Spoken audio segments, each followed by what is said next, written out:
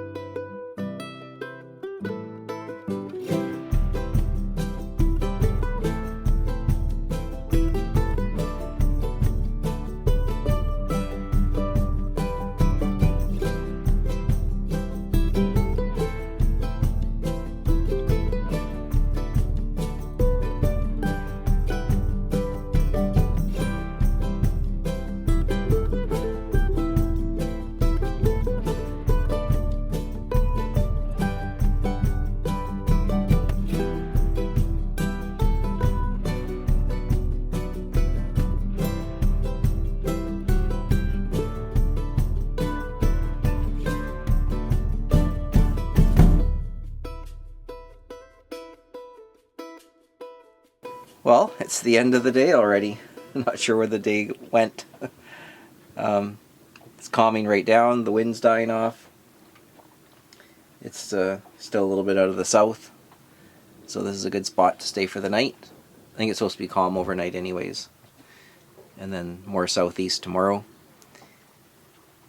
But it's a good little spot here. You could fit a couple more boats if you needed, but still just me and that one other boat. So that's all right. And yeah, I'll definitely have to bring Devlin here.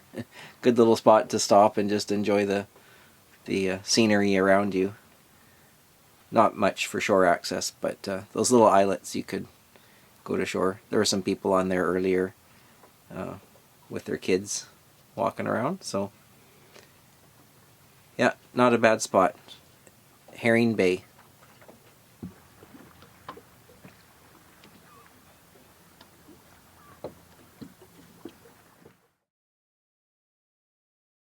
Well, good morning from Herring Bay. It was a super calm night, and I woke up to pouring rain. It has stopped since. It's about 9 o'clock now. I've been out rowing around. The tide is lower, so I checked out that reef. There's some nice shell beaches on it, and you can see all the sand. If it got even lower, there'd be some sand there. And yeah, I'm going to head home today. So I think it's going to be around 10 miles or so to get there. We'll see if this rain holds off for the trip home. If not, that's okay. It's good to have a little rain. And then I'll see what I get up to next. Well, good morning from Otter Bay on North Pender Island in the Gulf Islands. We're into September already. I can't believe that the summer has already flown by. Still out cruising around, checking out anchorages that I always go past but never stop at. So I thought I'd come in here and check it out. North Pender Island is part of two islands, because there's South Pender Island. they're separated by a very small little canal or channel that has a bridge over it for traffic.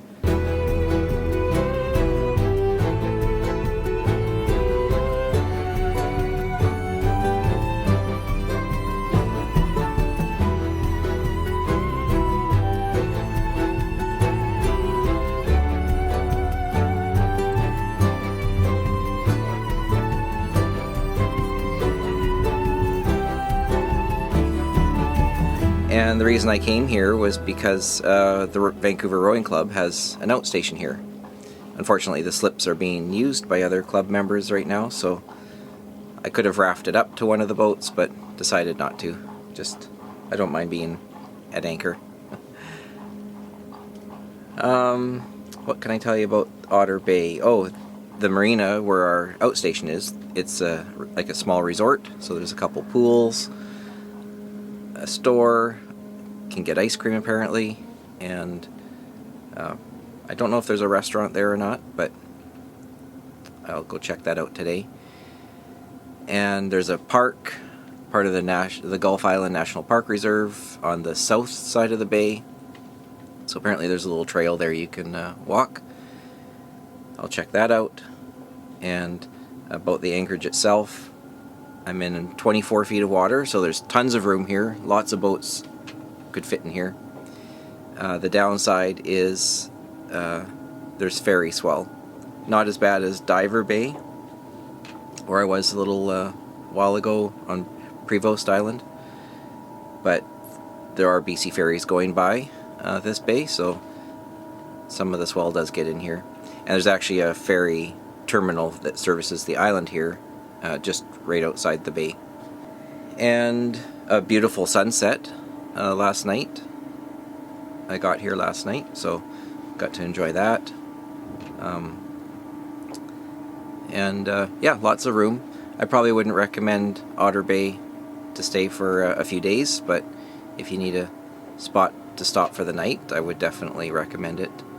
Anyways, I will go check out some things and then probably move the boat somewhere else. I may just end up circumnavigating the North and South Pender Islands for this trip.